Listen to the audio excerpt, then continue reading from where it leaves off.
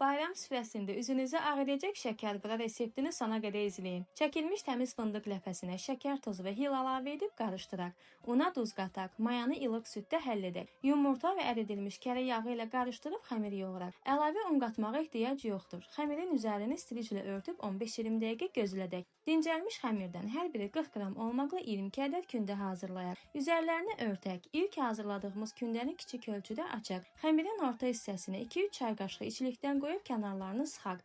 Şəkərburanın kənarlarını büküb üstünü istədiyimiz kimi bəzəyək. Mənə görə şəkərburanın olmazsa olmaz naxışlı sümbül formasında olandır.